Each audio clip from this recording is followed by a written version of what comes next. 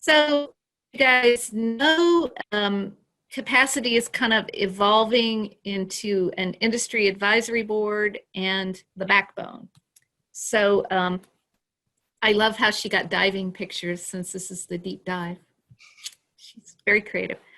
Um, so, so really, we think the part that we're calling capacity is now really the industry advisory board.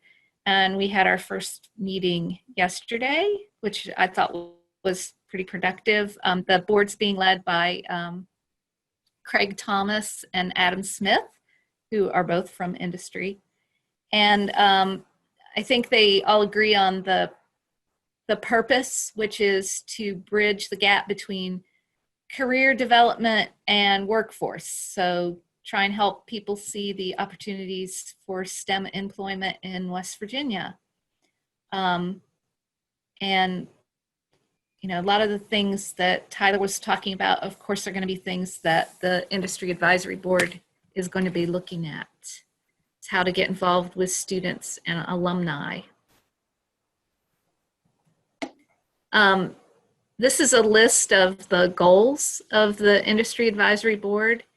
And so we want to make partnerships with leaders in industry. And, you know, with every meeting, we get more suggestions about people or organizations to get involved in it. So it's really going to be a growth experience.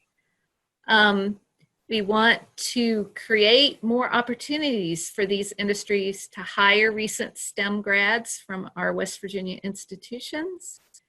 We want to work with the alumni working group to help identify career opportunities in West Virginia.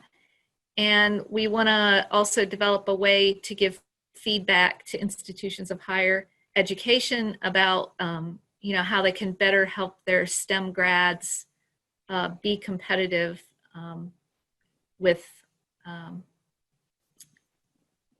or fit more succinctly what the industries are looking for. A lot of what they're saying they're looking for is simply about retention.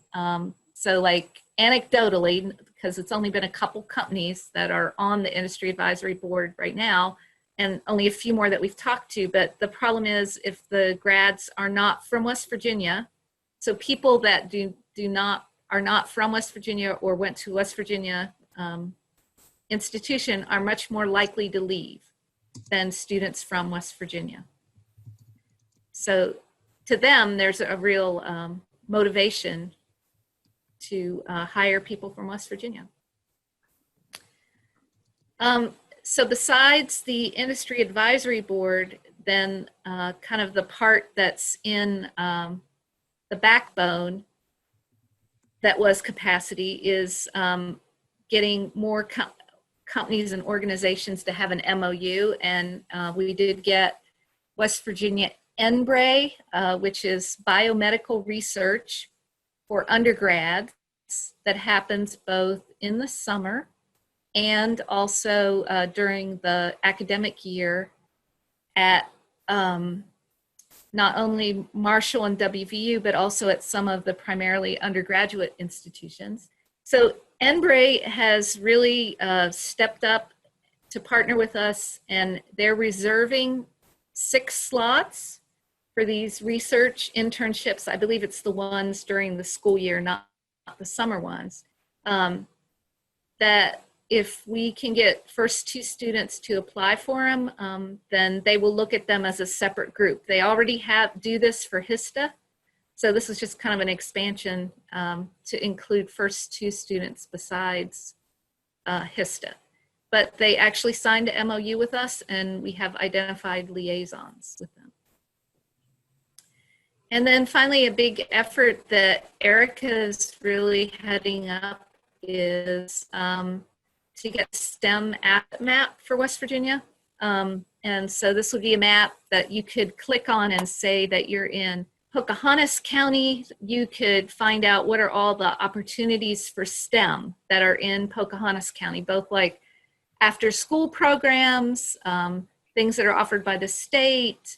If you're in Charleston, you know, maybe it's science museums or venues or things that are happening. And so far, Sean has developed a form that groups would use to register at the, well, basically get their name in the database for the website, their organizations. And now we're trying to figure out where the website would live. And also, science and research is in parallel. We're developing an expert database. So that's more for trying to identify academic faculty in STEM by what their research areas are. So that, let's say there's a water crisis and you want to know who can help you analyze water, you could go to the database and find out what college professors in West Virginia might have the capability to help you for that. So that's what the new capacity looks like. I'm going to stop sharing